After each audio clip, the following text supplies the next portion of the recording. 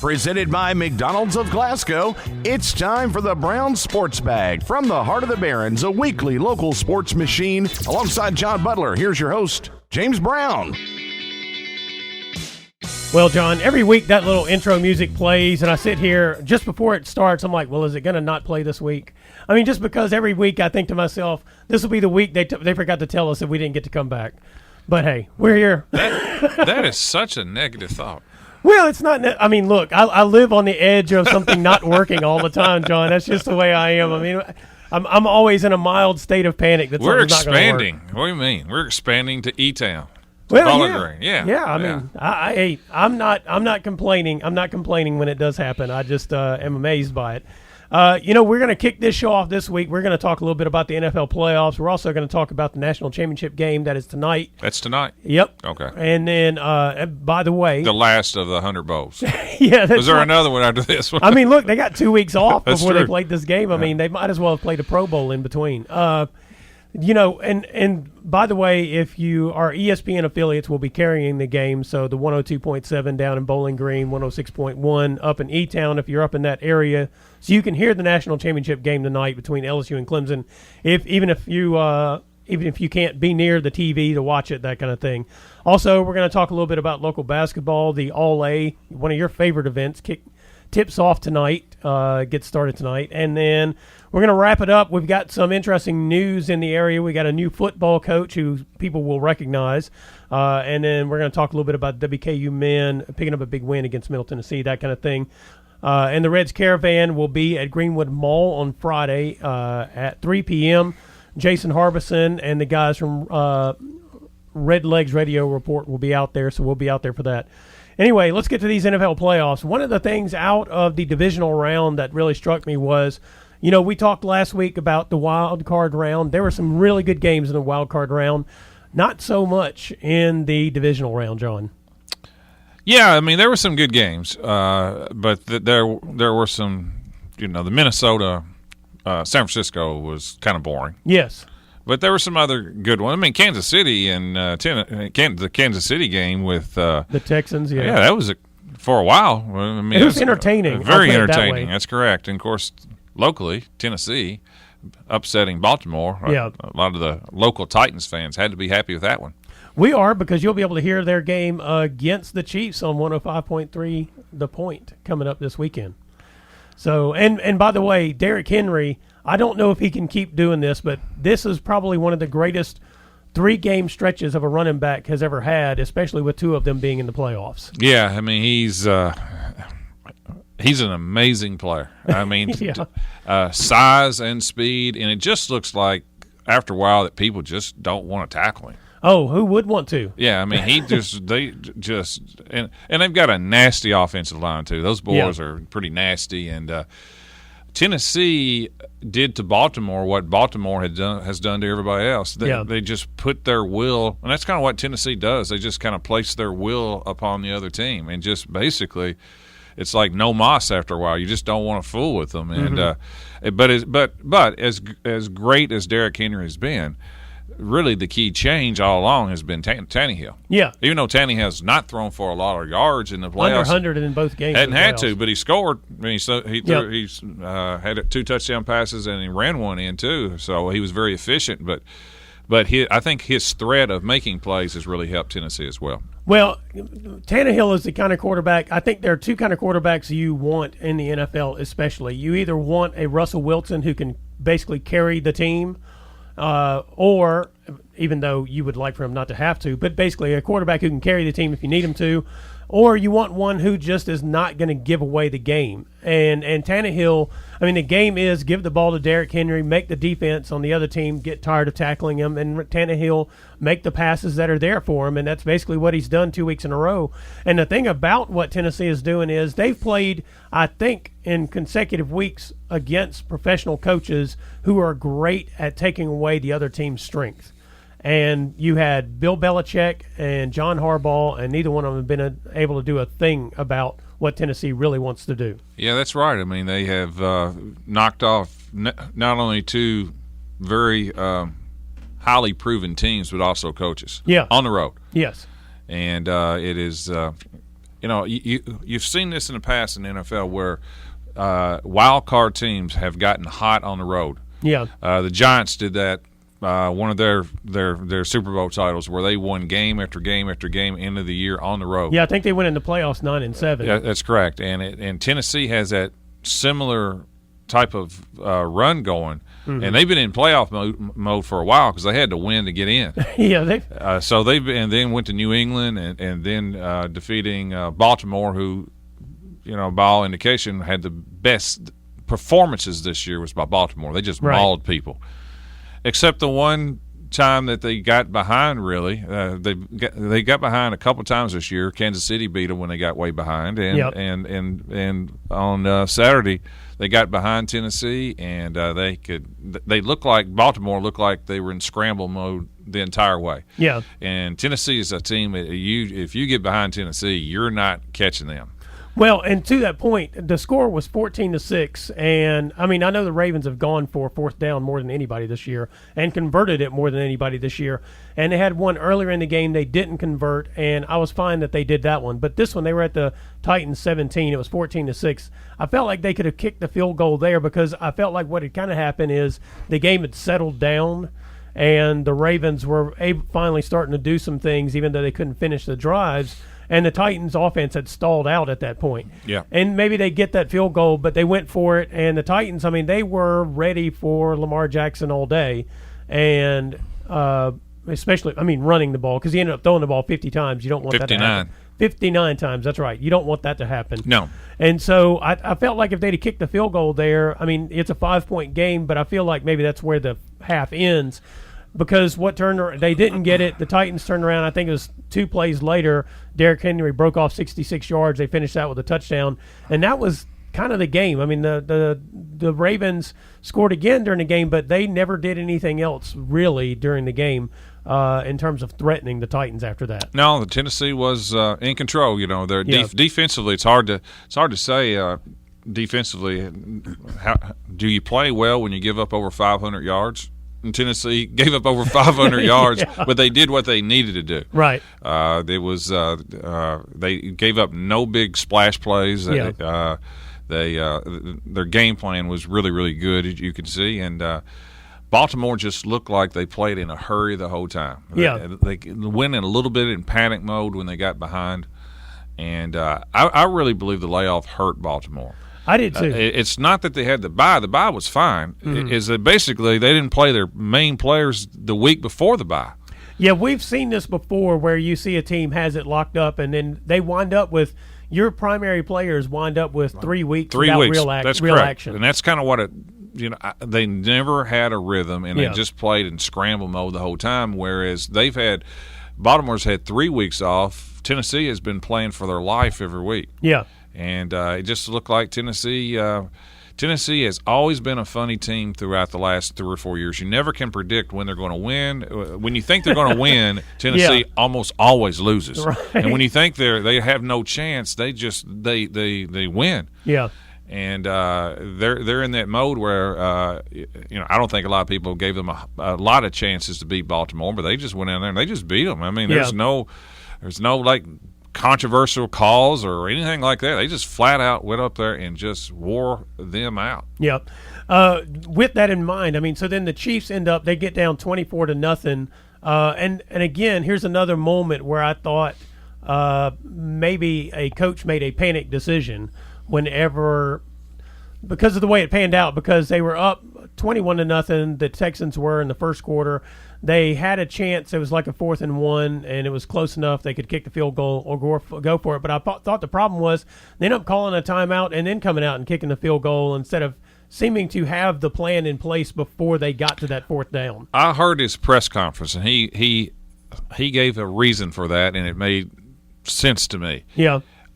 He thought that they had gotten the first down. Oh, I see. And he had already made his call. He had a first down call. Yeah. When in fact it was 4th down. Cause he was surprised. He thought they'd made it on 3rd down. So it was close as well. Yeah. So he had to call timeout, and after all that, he decided to go ahead and just kick it. Which I didn't mind them kicking the field goal. I didn't either. I thought that was fine. I just thought the timeout situation was the thing that caused the problem, because that kind of let that kind of let the Chiefs catch their breath. Yeah, I thought. Yeah, not so much the kicking the field goal versus going for it, but just the timeout itself. Well, the Houston coach Bill Callahan has not Callahan. O'Brien. Bill O'Brien. Bill O'Brien. Right. He has been crucified last night and today for going for it when they were up 24-7. Yeah. When they tried to fake the punt. Yeah. And he's been crucified for that decision. Was the key to the game. And I kept thinking, I don't think that wasn't the key. They gave up. They got outscored 51-7. Right. That may have been the key. I mean, you could argue that there was a big momentum deal, but still, I mean, you're talking about professional players that you can't just collapse because your coach went for it and they didn't get it. I mean, I just have a hard time putting the blame on the head coach when you give up 51 points. Well, and also, actually, on that fake punt call, the call was great. The guy from the Chiefs, he was the only guy who could make a play, and he did. Yeah, and can the guy run it, make a move? Yeah, for real. I mean, do something. The play call was fantastic. I like it when coaches are aggressive and they do kind of unconventional things and go for things like that. I kind of like it. And if I was a player, I would like my coach doing that. Yeah, I didn't really. So I didn't buy all that. They gave up 50. They gave up 51. They got outscored 51-7, and people are blaming him for it because they faked a punt. Please. Well, and he may have been aware of one simple fact. Pat Mahomes. Well, they're going to score to beat this team. The other simple fact was there were 5 drop passes in that first quarter by the Chiefs, by players who usually catch them and then add yards to the runs. Right. They didn't drop them after the first quarter. They started catching all the passes and making all the plays after that. And I'm sure the coach is over there thinking, we got to score as many points as possible. You take away Deshaun Watson off Houston, and he got a really good receiver too, Hopkins. Yeah. Other than that, I mean, Houston is not near as talented as Kansas City. Kansas City, when you watch Kansas City, and especially when they played Houston, they look like they play at a pace. They look faster. Yeah. And it's rarely when you see 2 NFL teams play that you just – sometimes in college you'll see one team, that team's faster. You see it all the time in high school. You'll see a team play and you go, that team is just – we played North Hardin. They were just fast, faster than anybody else. Yeah. Kansas City looks faster than everybody else that they play. Yeah. And it's they clearly have drafted speed, but they're at a different level.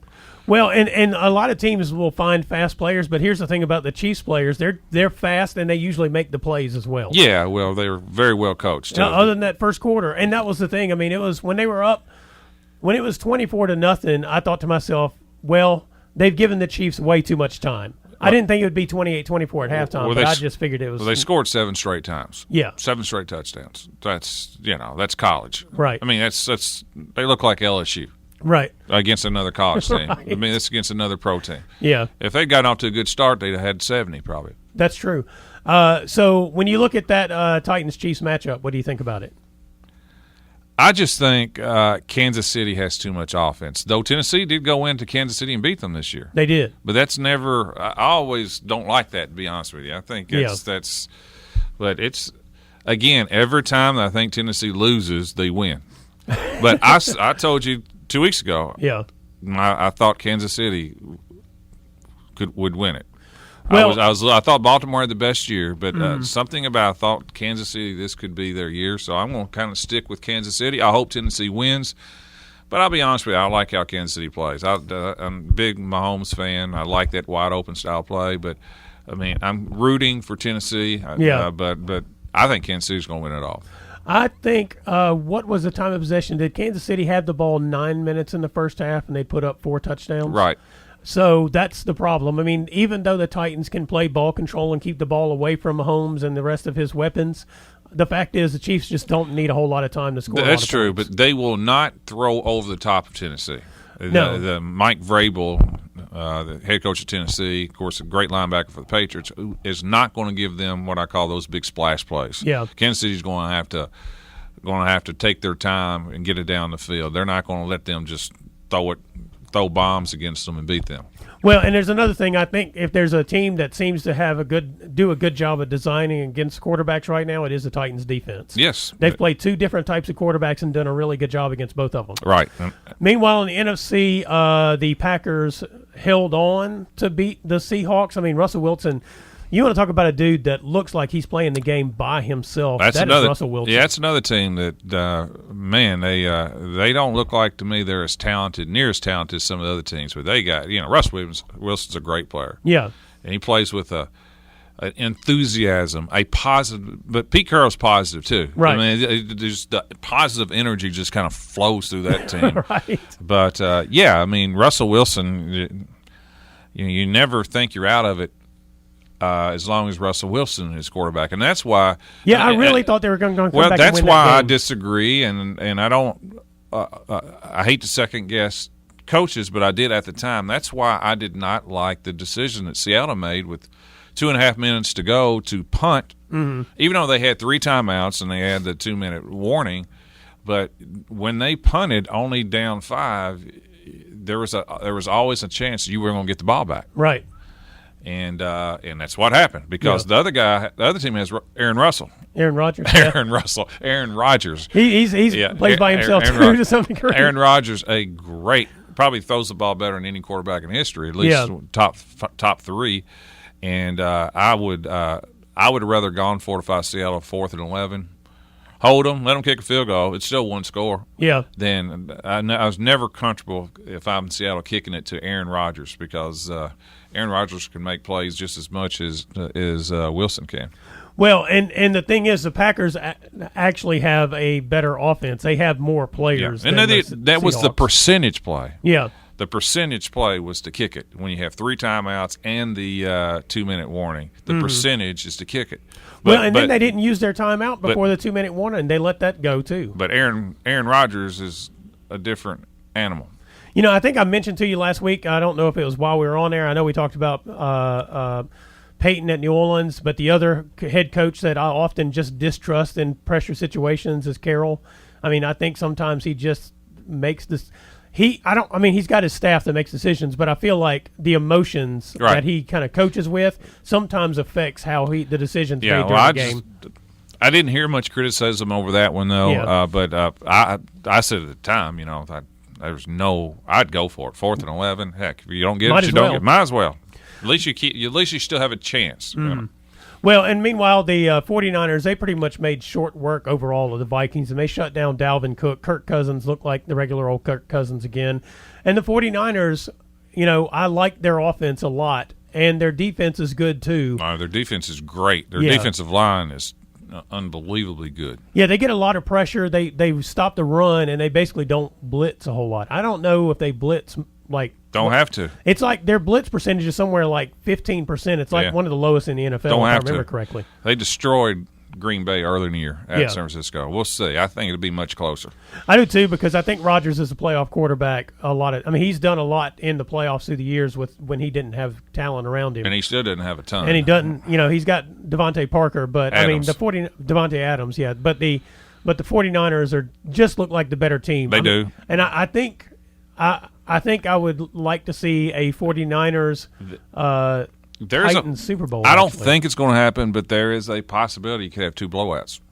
Yeah, I agree, because you have 2 teams that have the potential to really put up points, and 2 teams that offenses are suspect sometimes. Challenged. Yep. Well, this is Brown Sports Bag, brought to you by McDonald's of Glasgow. We'll be right back. Presented by McDonald's of Glasgow, it's back to the studio with James and John, the Brown Sports Bag.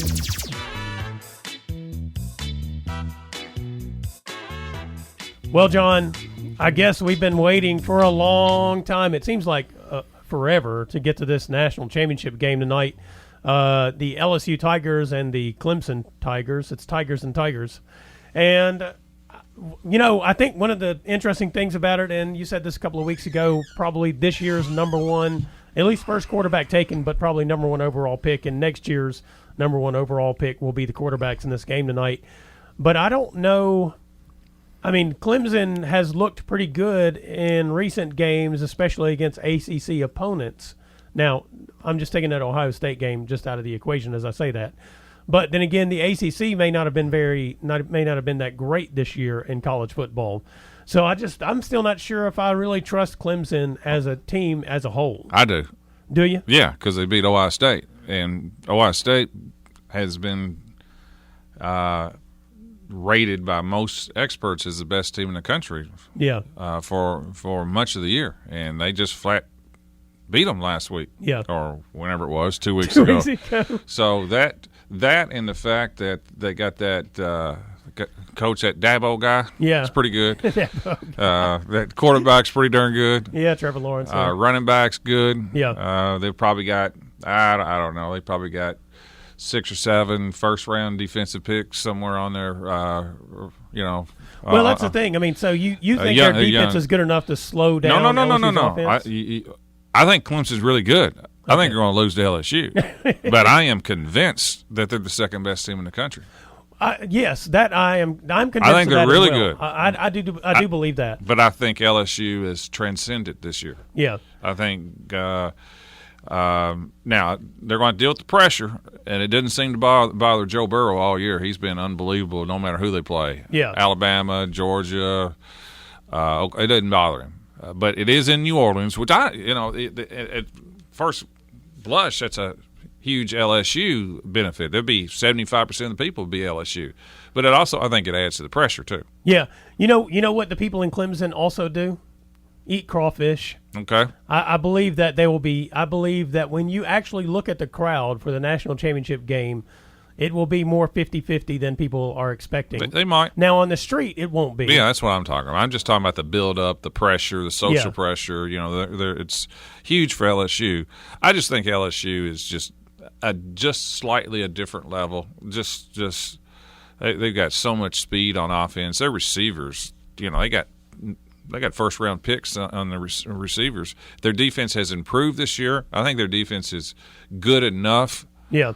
And Clemson's defense, I don't think is going to be able to slow down LSU enough. I think their defense is good, but I don't think they quite have that team speed as maybe LSU and so forth. I think clearly the Tigers are going to win. Which Tiger? But I think LSU will put up 40, 41. I mean, nobody's held them below that all year anyway. So right. I mean, it's 41-31. That'd be my opinion, LSU over Clemson. But I think Clemson's got I mean, the quarterback's never lost. True. I mean, have never lost. Well, I mean, that's just going to be a shocker for him, isn't it? Right. I mean, and showed last week he can win more ways than one. I mean, athletically he can. He's gifted. 6'5" and runs like a deer and strong and make plays. And they came back and beat a big time Ohio State team. So it's been a while since LSU's been challenged. Mm-hmm. I mean, Oklahoma was nothing to them. No. And I will say, I think LSU destroyed Oklahoma a lot more than Clemson would have destroyed them. Yeah, there are a couple of things I thought coming out of the Clemson-Ohio State matchup. One is I was impressed that Clemson won the game because I thought that was, this season, I thought that was by far the best team they played. Oh, well, yeah. And, I mean, because I really thought the ACC was down. It was down. And also, but the thing I was worried about going into it is that they had kind of manufactured a few games. When I say manufactured, I think they got bored. Yeah, that's what I was going to say. I mean, they manufactured a few close games, but it was basically just because they were bored. That's correct. And so I wasn't sure how they were going to handle the Ohio State pressure. The fact that they came back and won the game, I thought was a great sign for them. The problem I did have, though, is I really didn't think Ohio State's offense was that great. I thought their defense was great. And I thought that Clemson gave up some plays to Ohio State that if they give them up to LSU, they won't be 20-yard gains. They'll be touchdowns. I agree. And so that could put them in a position. I don't care how good Trevor Lawrence is, and even though they came back against Ohio State, it'll be sort of like the Texans and the Chiefs, as you just mentioned earlier. It'll be a track meet that Clemson can't run in. I would say that would be the biggest thing. Yeah, Clemson's going to score, but I don't know if they're going to score enough to beat LSU. Yeah. I mean, barring an injury to somebody early, which we hope you don't see or anything like that, it just looks like this is LSU looks like one of the best college football teams in modern era. Yeah. What a crazy turnaround, too. I mean, LSU goes from the school that basically grinds out 9 to 6 wins. They hire Ed Orgeron. A lot of people are kind of negative on that idea. I was, too. Well, and he finally relinquished control and hired the right people. And finally, what killed him at Ole Miss is what all I was reading. He was a control freak, tried to control the offense, the defense, smothered his coaches. Yeah. And finally realized, that LSU has all the talent in the world and always does, but they're offensively at that one spot, they've been a little conservative. Right. And at the quarterback spot, they've just not had the right person. They finally hired the right people, turned them loose, and man, it's been gangbusters. Well, and that's the thing. I think, in the interview when they gave Orgeron the job, he said he learned a lot of lessons from his time at Ole Miss. And I know he was hoping to apply them at USC when he became the interim coach there, a few years back. But he didn't get that job. So LSU gave him that chance. And I thought the two things about that introduction, one thing I always thought at Ole Miss is that he was one of the best recruiters. And, I mean, he brought in talent at Ole Miss that did not get sanctioned by the NCAA in any way, and a couple of coaches after him took full advantage of. And so I thought that was one thing about it, is that you knew he was going to be able to recruit at LSU. Plus, he's from that down in that area. You knew he's going to get the best talent out of South Louisiana, which has got some great talent.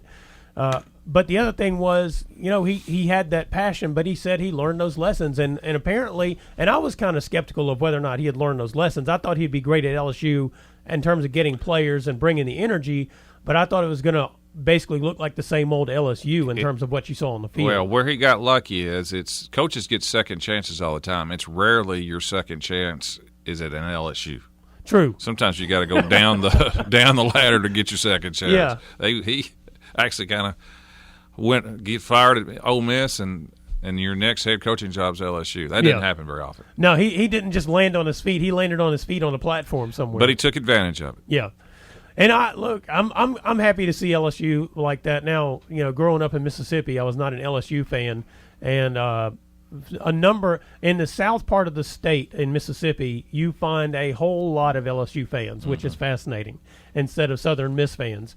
That had been turning around in recent years, but I think he's probably just ruined that for all the South Mississippians down there. They are the hit school right now. So I call it 41-31 LSU. What do you call it? I actually think they're going to win by more than that. I think the final is going to be 48-24. Okay. I just think LSU is going to put up the points, and Clemson, they're going to give up the big plays, and that's going to put them in a position they don't want to be in. Yeah, 41 may be – that's lower than the total. I think the over-under is more than what I've got. It's 72. It's above that, I believe. Yeah, is that right? Well, I would say there's a good chance you could take the over in this game and be in good shape. Wouldn't be surprised. Well, this is Brown Sports Bag, brought to you by McDonald's of Glasgow. We'll be right back. Presented by McDonald's of Glasgow, it's back to the studio with James and John, the Brown Sports Bag.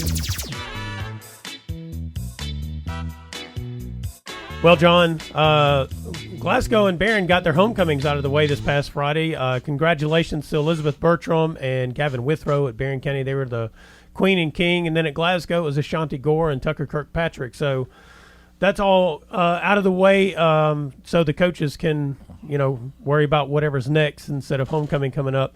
I know homecoming is a thing for the players and the students and the parents and that kind of stuff.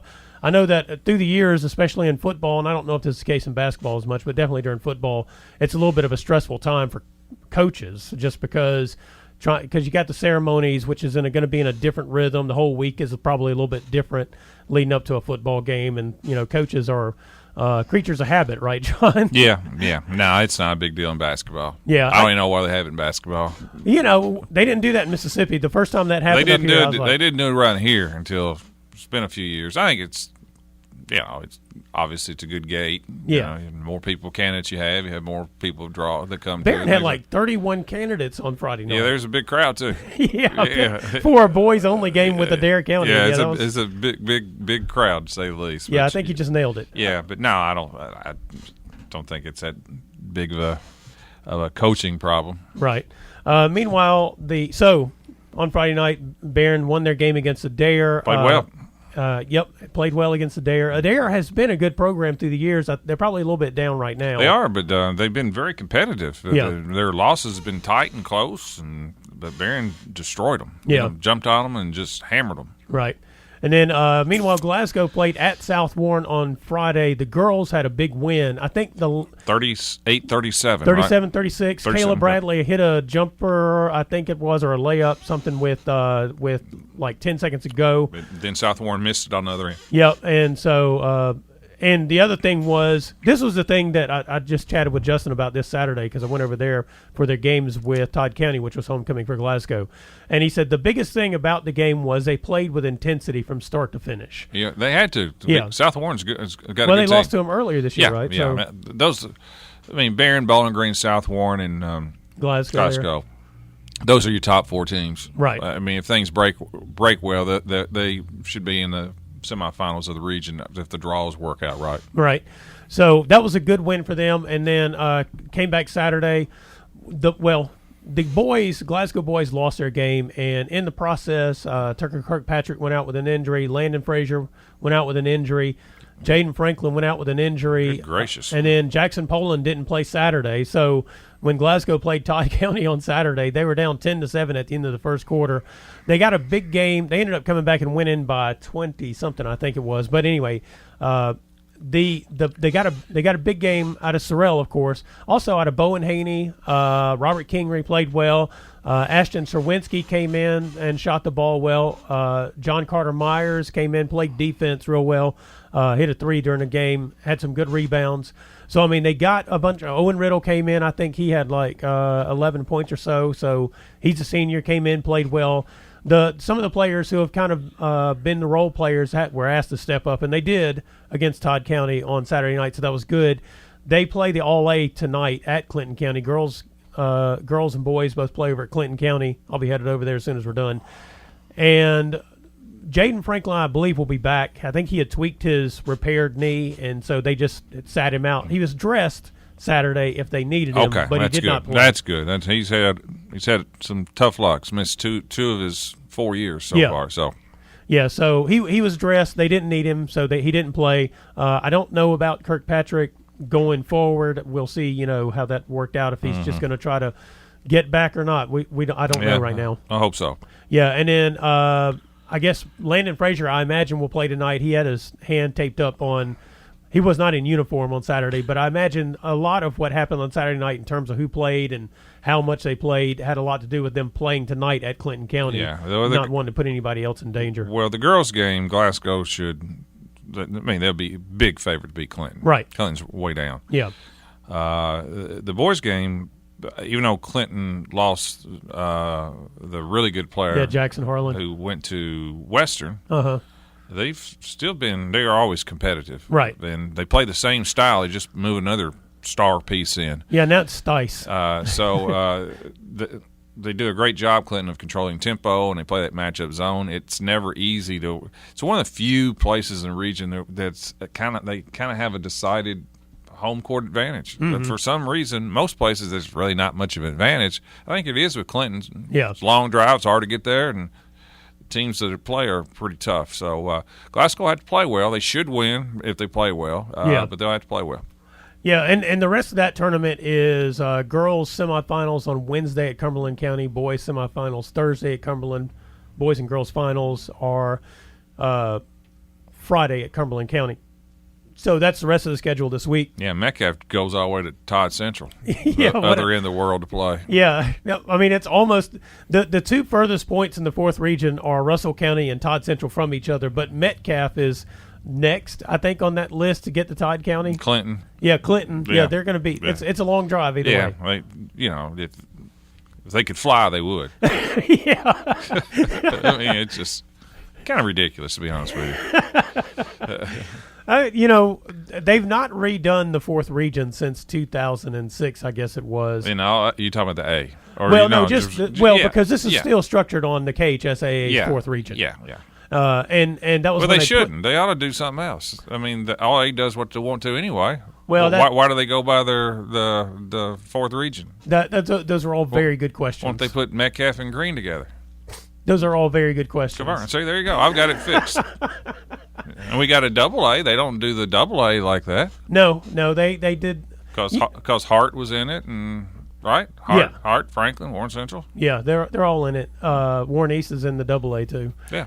I don't know. They decided to draw their own maps when they made that AA thing a couple of years ago. So good for them. Yeah, whatever. Yeah, okay.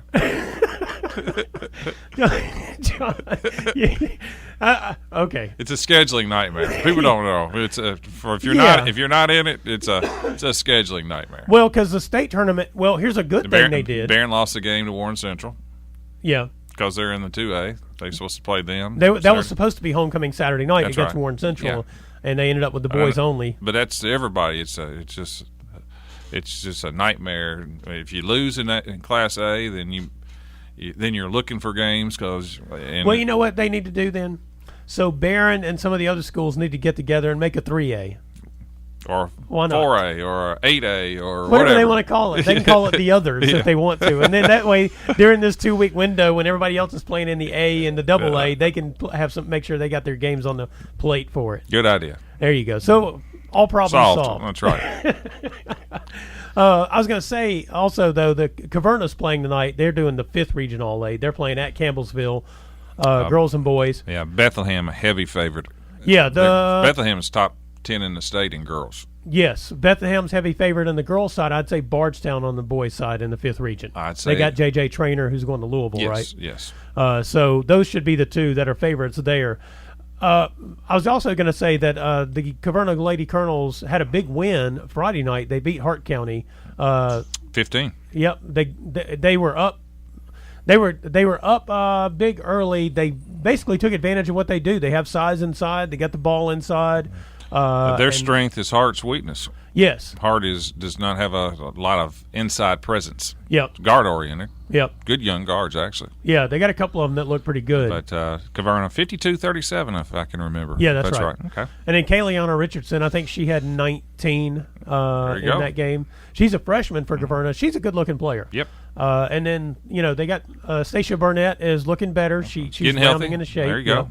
So they looked pretty good in that game in terms of how they went about it, executed what they wanted to do. I mean, they knew what they had to do to win the game, and they did it, throughout the game and took advantage of those things. And Hart just couldn't match up inside, and Caverna did a good job of closing out on Hart's shooters. So, I mean, that was key, a big difference in the game.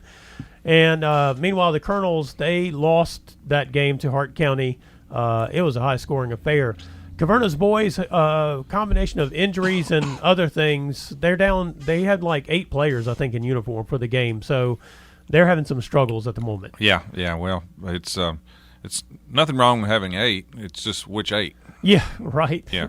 So. I mean, they've got a couple of guys who are pretty good players, and then Jax Dunnigan, the big guy inside, he's having a decent season all around. But, I mean, the thing is that Hart pressed them the whole game, basically, and just wore them down. Yeah, just wore them out. So, I mean, that's the way that went. Back to this. Back to this Barron County scheduling thing. I think they may wind up. I think tomorrow they're going to talk about whether or not they're going to make up the Warren Central girls only game this Saturday, the one that got canceled this past Saturday. I don't Saturday. know. Yeah. That's what I think Jay Turner said earlier. Yeah. Well, Barron's got Warren East tomorrow. Yep, Warren East tomorrow at Warren East, right? That's correct. And that should be. The Warren East girls are playing pretty well. Lucy Patterson's a pretty good player. Yeah, Jenny Jones, she was Jenny Jones when I coached against her, played at Warren East. His first year, has done a really good job. Got a good record. Yep. Put up a lot of points this year. They've not had that marquee win yet. Right. But they've won games where in the past they've not been winning these games. Yep. So, I mean, Barron will have to play well, but if Warren East likes to play fast, that plays right into Barron's hands because Barron likes to play fast. So it could be a high-scoring game. Last year Barron really kind of ran all over them last year. Mm-hmm. But East has, have the Forrester girl inside who's had a good year, and they've a lot of the softball athletes play for them. Yeah, I mean Jenny has done a really good job with them. Happy for her, and Warren East was a program when I first started coaching that was not just a regional power; they were a state power. Yeah, they were like number one. We looked at this a few years ago where I think it was in 96 or so, and Warren East was like number 1, Allen County was like number 4, and Barron was like number 12 or something like that. Yeah, we were up there. And then in 97, when we won the region, we knocked off East in the finals of the region. They were number 1 in the state at the time. Right. Coach Embry's coached them. So, yeah, they've got a long history, and Barron girls will have to play well to beat them. On the other hand, the boys are very young. They've struggled this year. But, it's Warren East is a Bowling Green school. It's never easy in boys to knock off any of the Bowling Green schools. Yeah, I was going to say, friend of the show there, Brandon Combs, is having his team is 2-10, but when you look down, I mean, they've lost so many games that were pretty close. And they ended up losing that by 8 to Metcalf to start out the season. And I think that was like a 2-point game, and Metcalf hit the free throws late. Lost by 4 to Davis County. Lost by 2 to Franklin Simpson. Lost by 3 to Allen County. Good teams. He's just kind of got to look up and say, we got to win some of these at some point in time. And unfortunately, he's starting to get into his – he played Warren Central twice last week. Yeah, that's not – No, just once, didn't he? Played them – Yeah, they played in that 2A on Saturday, I think it was. That's right. And so he's got 8 games with Greenwood, South Warren, Warren Central, and Bowling Green. That's just that's rugged, especially for a young team. Well, and these next 2 weeks are a lot of fun for them because play Barron tomorrow. They host Greenwood. They play at Logan County, and then they host Bowling Green. That's their next 4 games. So they're brutal. Yeah, he's got to look at that schedule and say, how did this happen? Brandon needs to be Pete Carroll-like. You better be positive. That's right. You got to be real positive with your team on that one. Yeah, this is a learning experience for us at this point in time. But yeah, that's kind of what's going on for the most part the rest of this week, and then so the district's kind of, for us locally, the district games are kind of low at the moment. Although Allen and Monroe played this past Friday, right? In fact, Allen girls, I would argue, upset Monroe girls. Yeah. And Allen boys they swept Monroe. Yeah. I was a little surprised because Allen girls had lost like 8 or 9 in a row and beat Monroe like 50. Scored a lot of points. They've struggled scoring all year, and I think knocked off Monroe 56-53 in girls. Yeah.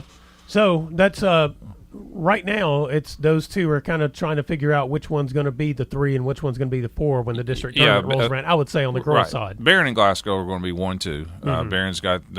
Barron is 3-0 in the district, and heavy favorite against Allen Monroe. Mm-hmm.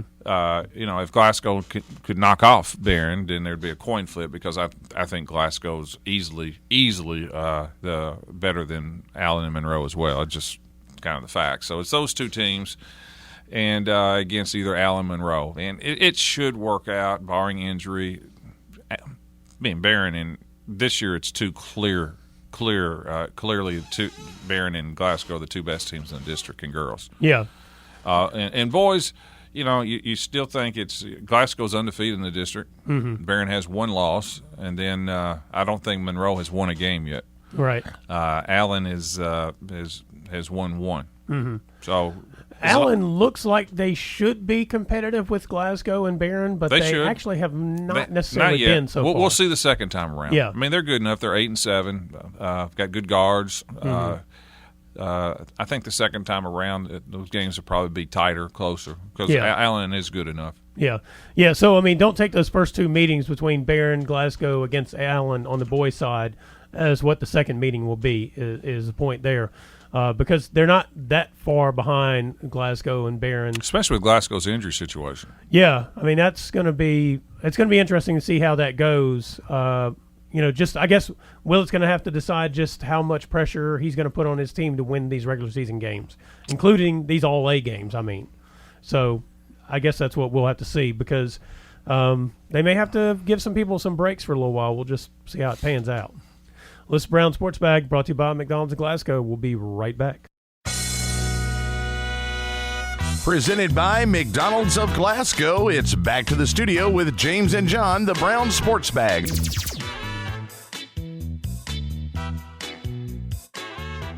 Well, John, the Hilltoppers picked up a good win. Actually, both the men and women picked up good wins on Saturday against Middle Tennessee. The Hilltoppers defensively, I mean, I think the final was 69-53 is what it was, I think. I thought the thing that was most impressive in that win was they played good defense in that game. They didn't, a couple of other games they gave up a bunch of stuff that they probably didn't need to give up. And apparently, I think it came through to them that they were going to have to win off of defense and transition baskets, and that's going to be it. Yeah, and they were shorthanded too. Yeah, right. Cam Justice didn't play. Yeah. He sit out, and so they were, again, limited.